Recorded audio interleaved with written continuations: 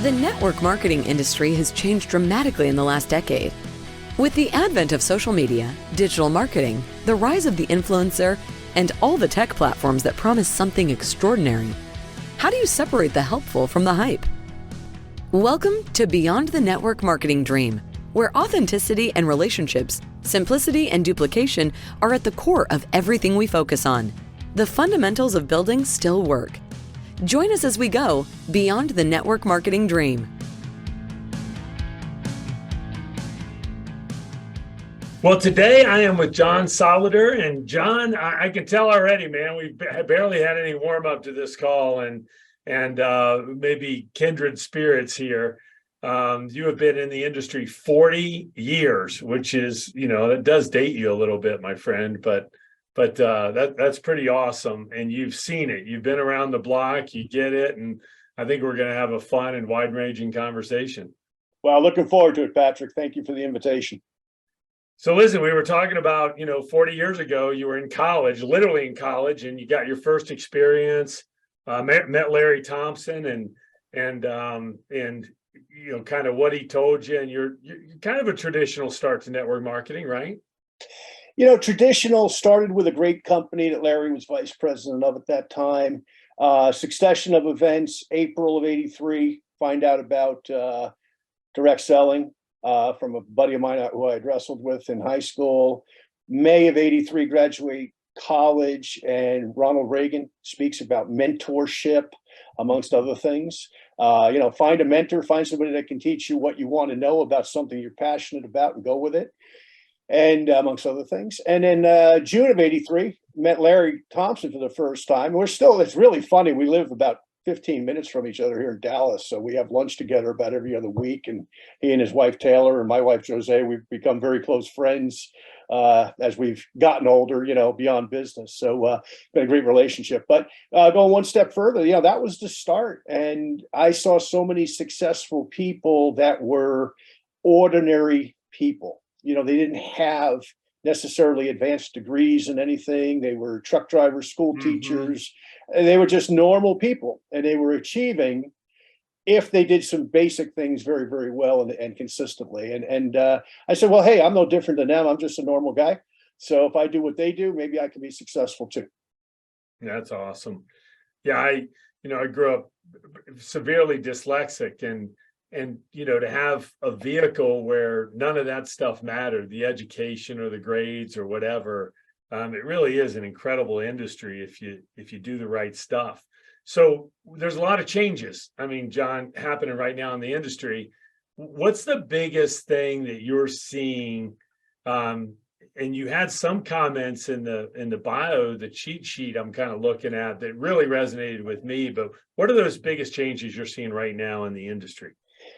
Well, so seeing a few things, and some are real positive and some are not so positive. One of the positive ones, of course, is the ability for people like my 18-year-old son to use the internet to build with and to reach people with and reach people internationally, being in one location. That's a huge achievement.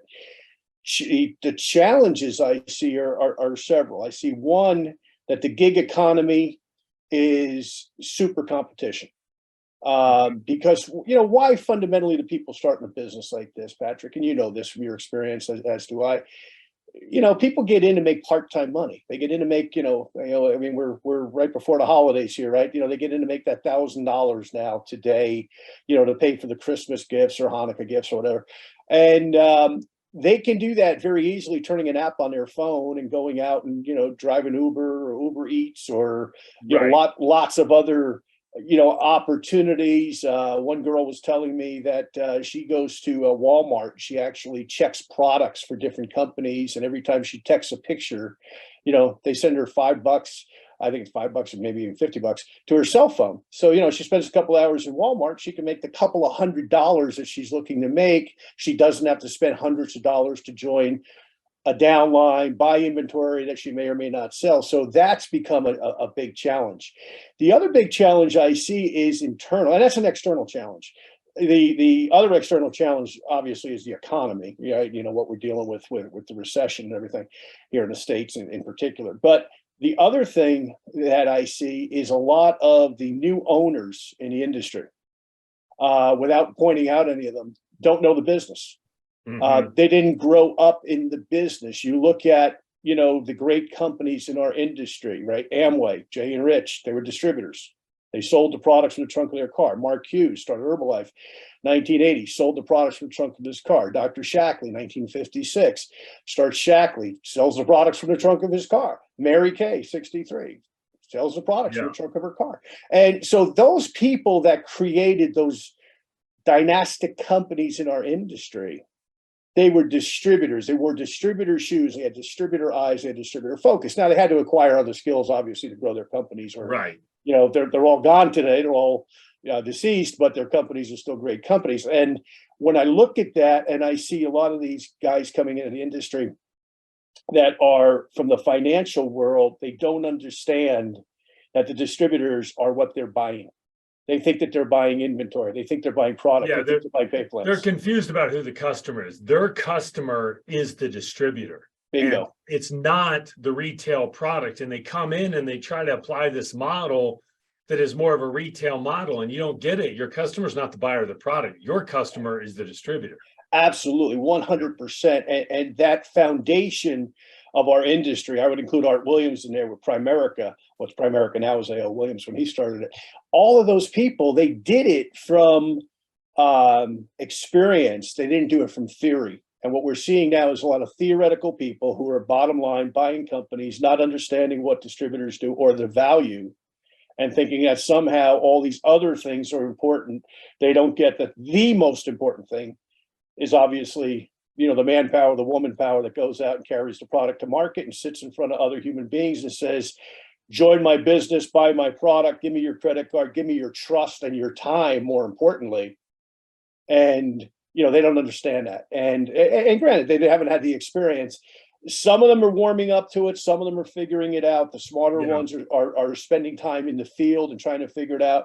But you cannot build a network marketing company from an ivory tower. You got to build it from the field up.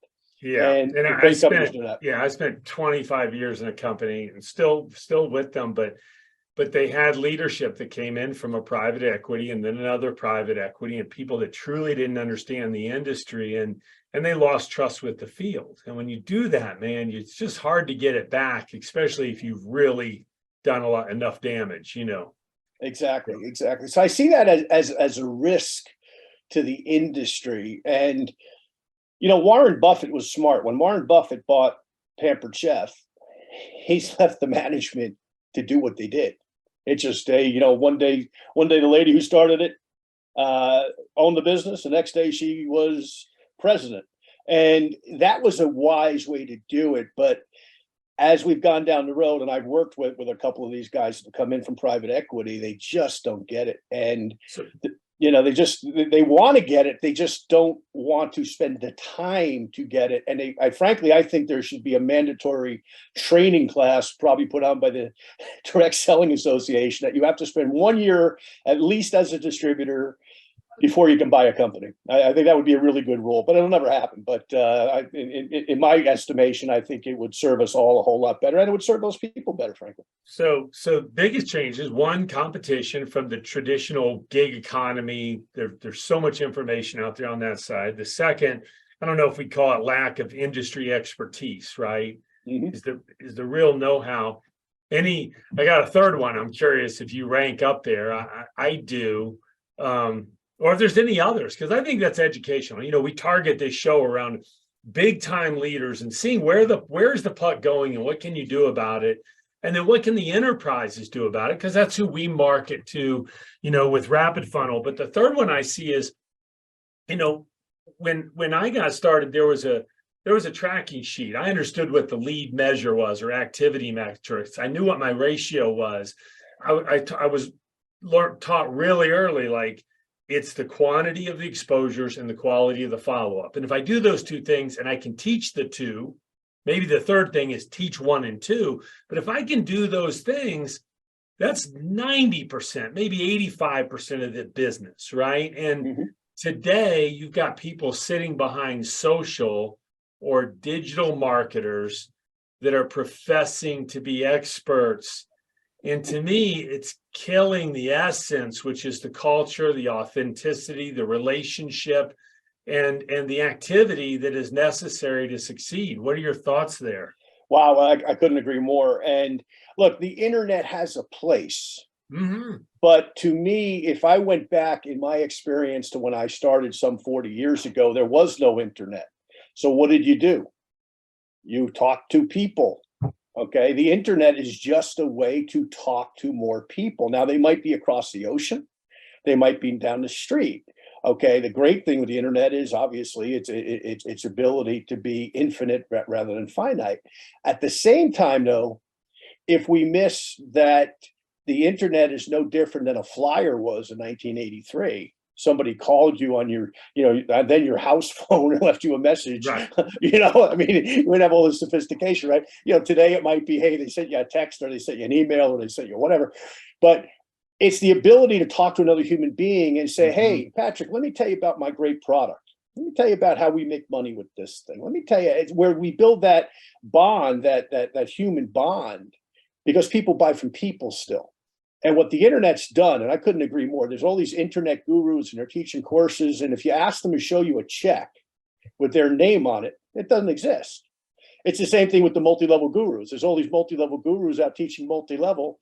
And I challenge them. It's like, show me a check with your name on it today. They blew it up with a ton of recruits in a little window and then have no depth, duplication, momentum, or anything to show for it afterwards. Exactly. And it's a big issue. It's like we've got to get back as an industry to the basic fundamentals, which are, look, all of these great tools, apps, internet, terrific.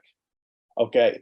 But they're no different than a flyer was or talking to your next door neighbor was in 1983, in the respect that what is the ultimate goal of all of those things is to connect with another human being, to have the ability to share with them the information that you think is pertinent for them to make a buying decision, be it as a customer of your product or a customer. And hey, yeah, sure, I want to sell this stuff part-time, full-time. We'll talk about that as we get into the weeds, so to speak, with that individual. But it's that ability to connect. And what we're doing is we're throwing this massive blanket out there instead of saying, hey, we still recruit people one at a time.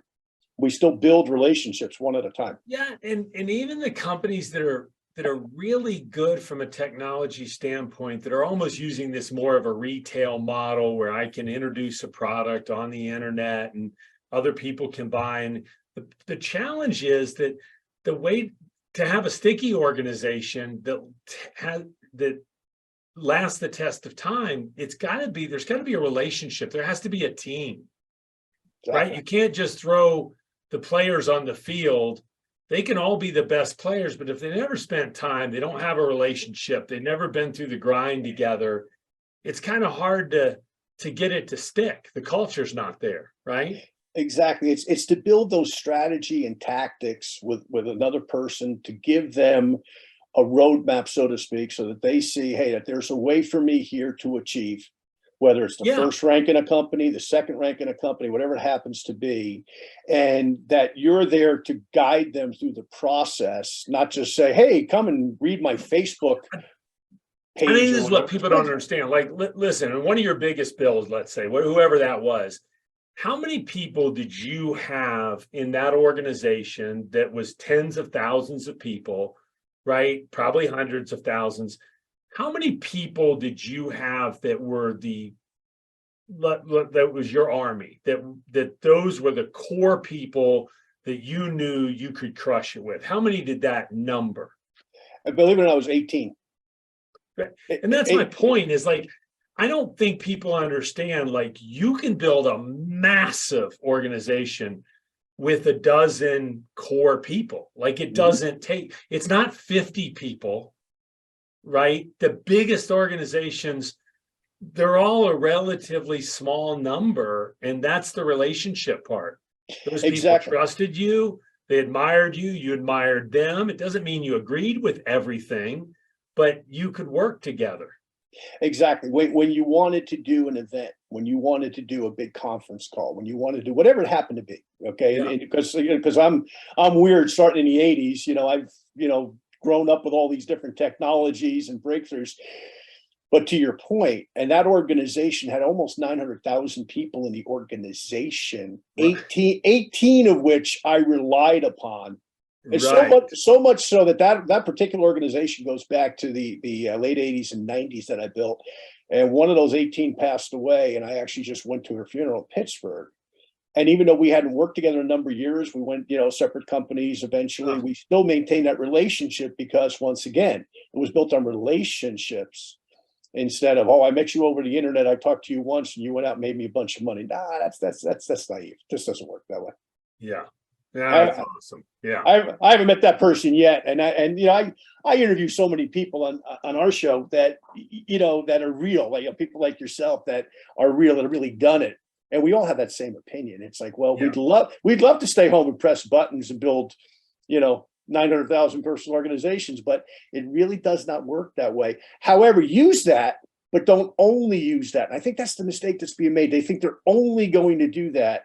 They're going to do no other functions of the business. They're not going to learn the basic fundamentals. They're not going to just talk to people, when we're done here, I'm going to be at the gym. Well, if somebody's on the treadmill next to me, what's the art of striking up a conversation? Not, hey, buy my product. Hey, how you doing today? Right? They like build that rapport so that person eventually says, hey, how come you're at the gym at 1 o'clock in the afternoon?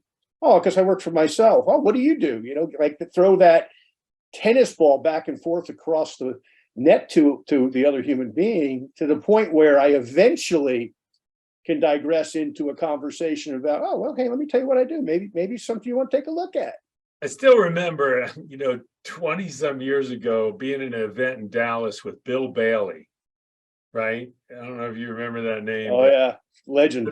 Bill talking about get the dollar signs off people's head and just make a friend. And it didn't change that it's a numbers game. Like, I got to talk to enough people. I have to follow up effectively. But it is about the relationship. Ultimately, it's just, how many people can I make a friend of? And then, those are hard things. Those are the nuances of the industry that are often difficult to teach, right? They're difficult to teach, but if somebody understands like the 10 penny principle, for example, yeah, which goes back, I learned that from Thompson. Thompson learned that from Rohn. Rohn learned that from Bobby DePue. Yeah. Okay. Yeah. And that 10 penny principle, stick 10 pennies in your left pocket.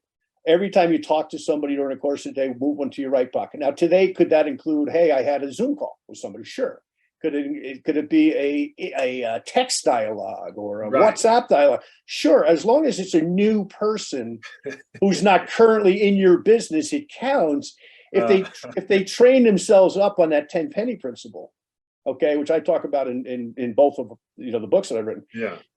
If they talk about that, because that's how I've built every organization. I've built 5 of these things to the top rank in 40 years. And I've done every one of them exactly the same, which is talking to people and grinding it out. And yeah, it's a grind. And sure, once again, love to be able to press some buttons and people magically show up. But I just haven't seen that be reality yet. It's gotten more difficult because there's so many false promises, Pied Pipers that are leading people like lemmings, off the cliff, that are promising these things, and it's just not the fundamentals.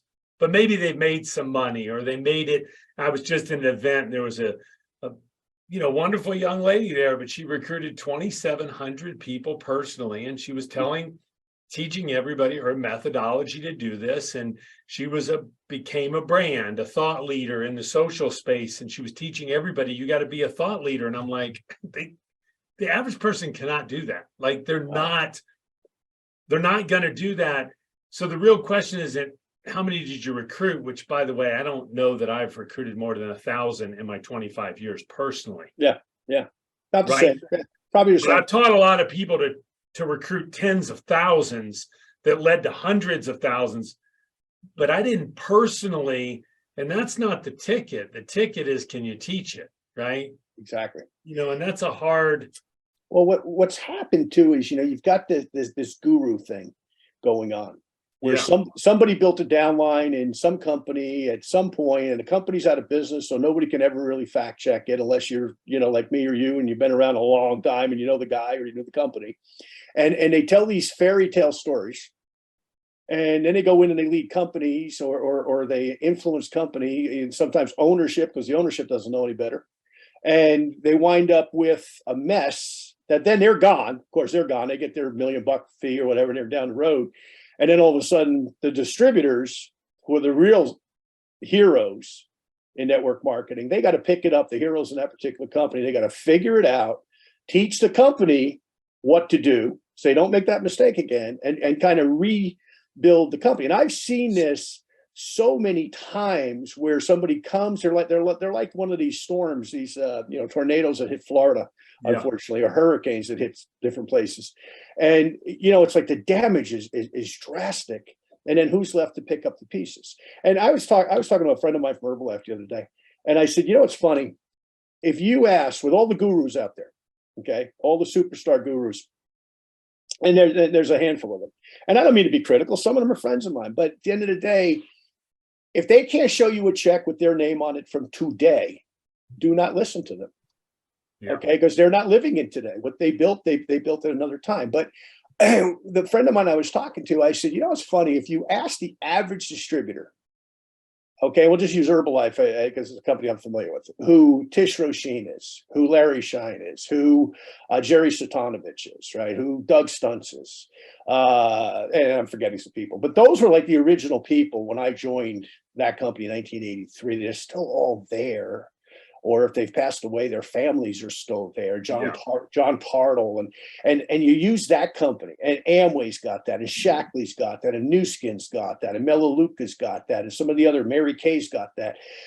All these direct selling companies have those legacy distributors. They're the superstars in the industry. It's not the guru who tells you he's a superstar. It's the person who's there grinding it out, building a business, having events, having Zoom calls, leading from the front of the room continuously. It's not the person who comes in, passes through your company, tells everybody how to do it, that they're all doing it wrong. You've built a check for 40 years, 30 years, 20 years. You're doing it wrong. I'm doing it right. I don't have a check. I'm doing it. Let me tell you how to do it. And they rebrand everything. They screw everything up. And then once again, the distributors have to fix it. Well, to that point, I was at a thing with Stuart Johnson, the owner of Video Plus here a number of years ago. I think it's called something else now, Success Partners or whatever. And I'll never forget this, Patrick. I was standing there with Jeff Roberti, icon in the industry, Dan McCormick, icon in the industry.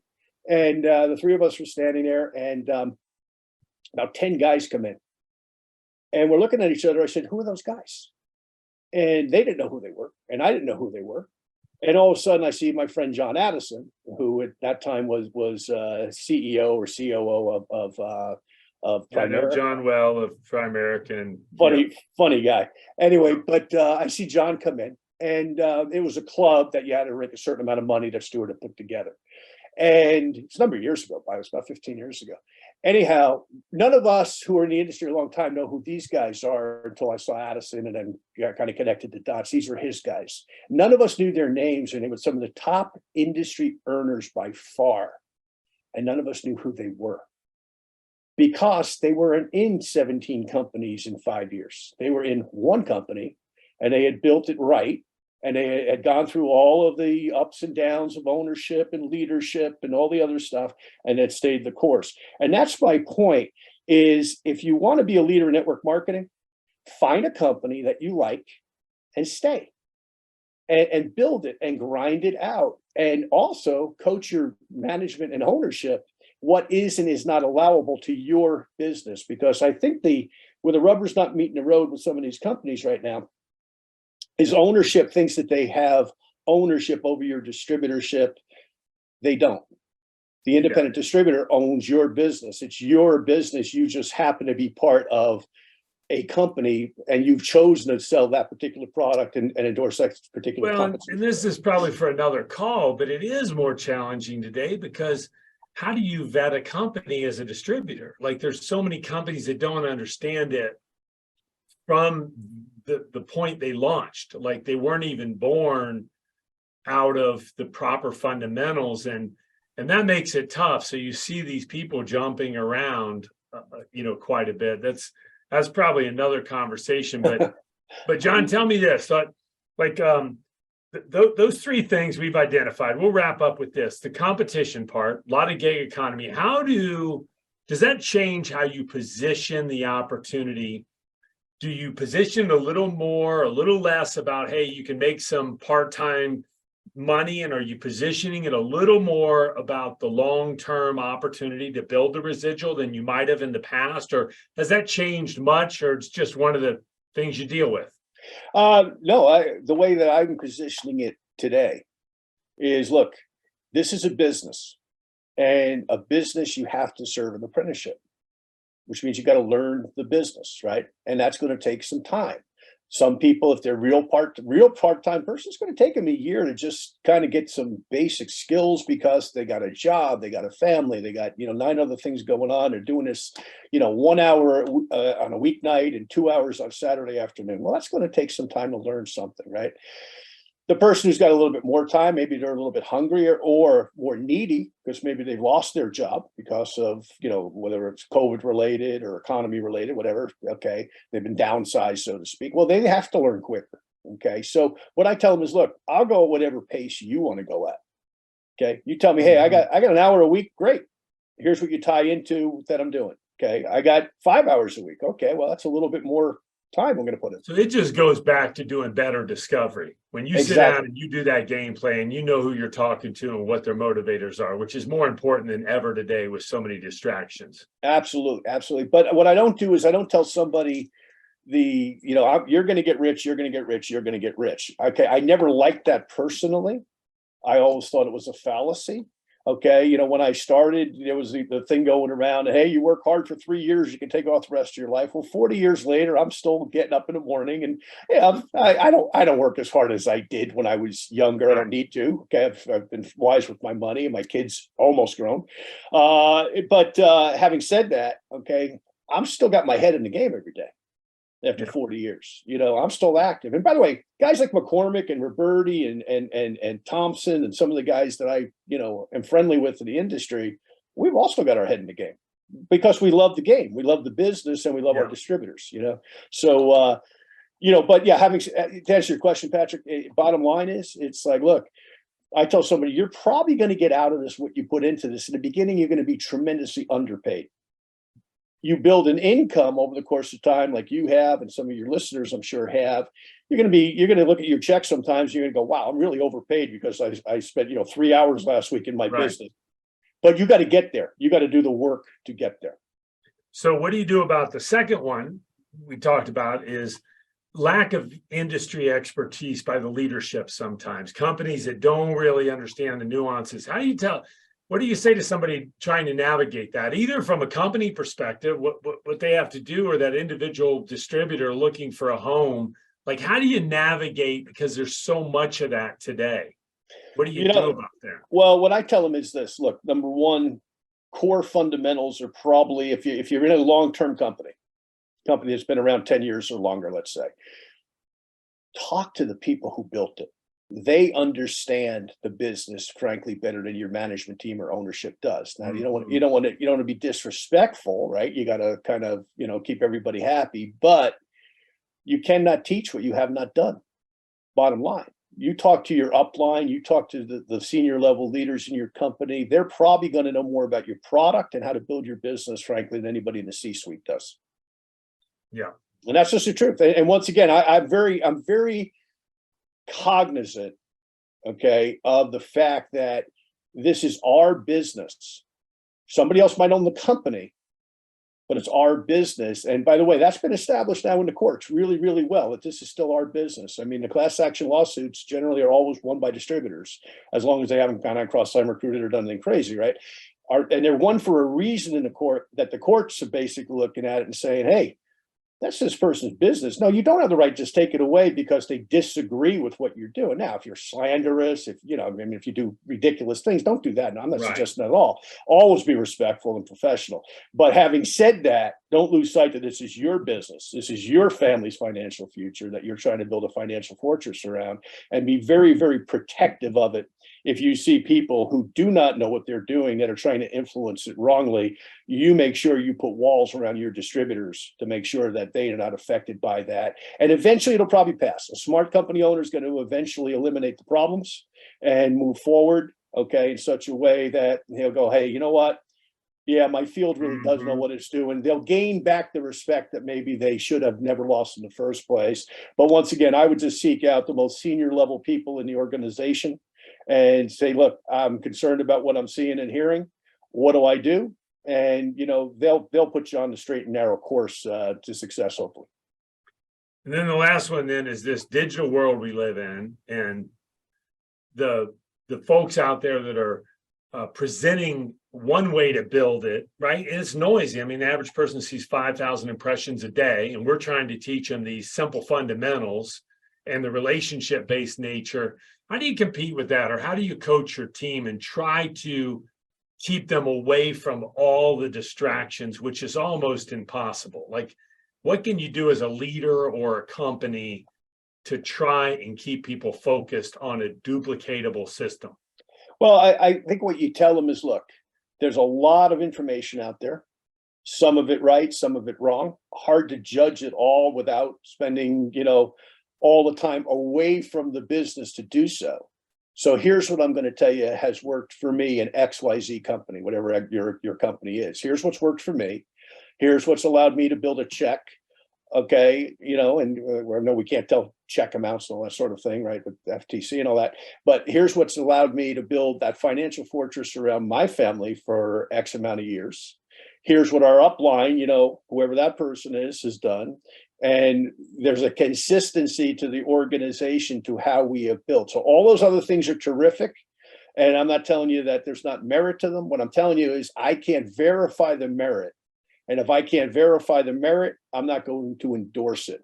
What I am going to endorse is, how to talk to your next door neighbor, how to put 10 pennies in your pocket and get yourself disciplined to talk to 10 new people a day. Those things I know have worked because they've worked not only in this company, but they've worked in all these other companies going back to the late 1950s, early 1960s. The fundamentals of the business have never changed, and they never will. And at the end of the day, once again, there might be a lot of merit to a lot of this stuff, but if you can't verify it or you haven't used it, by all means, don't endorse it, because you might put somebody out of your business by doing that.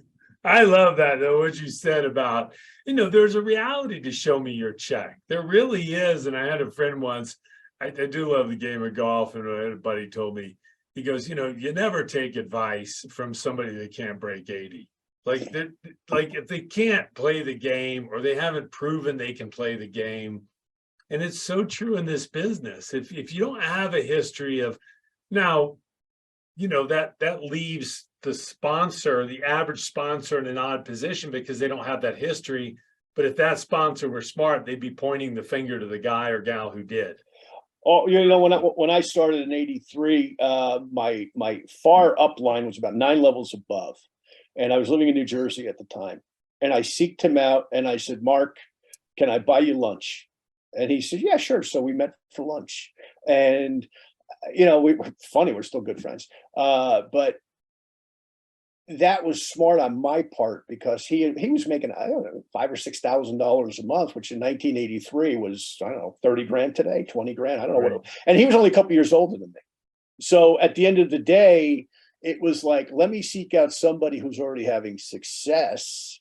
Right. And of course, we didn't have the distraction of the internet and the cell phone and all the technology, right, which is all great and wonderful, but it's a distraction. And I mean, and you've done this, Patrick. I mean, and I've done this, where I just turn this stuff off for an hour, and all of a sudden I get 3 things done because I've stepped away from all the technology. And I'm like, how in the world does anybody get anything done when they've grown up with it and it's all that they know? So, hey guys, I'm telling you, utilize it if you understand it, but don't go out there and think you're going to build a huge network marketing business just using the internet and Facebook and all of these things. They're part of the equation, but they're not the total equation. And oh, by the way, and it's funny, I interviewed Tom Schreider a few weeks ago, and Tom's been around forever. I mean, he was around when I was young, and he's still around. And I interviewed Tom, and Tom was saying the same stuff, and it's like, you got to talk to people, you know what I mean? Like, if you're afraid to talk to your next door neighbor, well, what, you really think you're going to be successful on the internet? Of course not, So yeah, it's the same message. It's like, look, use it, but don't become reliant on it, and don't not get the other skill sets that you're going to need to build a business long term, because it's all about people at the end of the day, connecting with people. John, I love it. It has been awesome spending time with you. If somebody wants to reach out to you, how do they find you?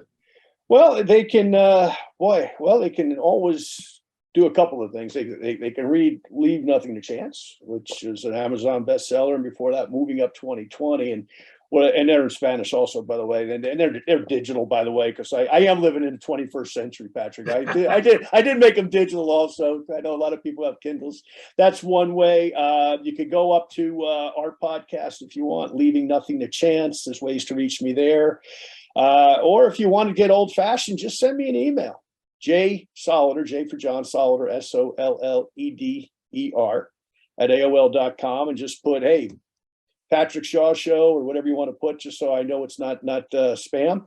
And I'll answer you back, and love to help people. And like yourself, Patrick, you know, my everything I do is generic. Even though I make my living in one company, I'm an industry guy. I love this industry. It's blessed my family for 40 years. It's been fun. It's given me opportunities to go all over the world, meet lots of interesting people like yourself. And, so I love the industry. So if I can help you in any way, happy to. Please just don't send me Bitcoin deals and try to recruit me into crazy stuff. Just kind of, Right. just if you got a question about your business, how I can help you, perhaps, I am happy to answer that. Yeah, you're not jumping ship. You found hope, and you're there to help. Yeah, exactly. I'm too old to jump ship. You know what I mean? I fall in the water. John, great spending time with you. Thanks, my friend. Thank you.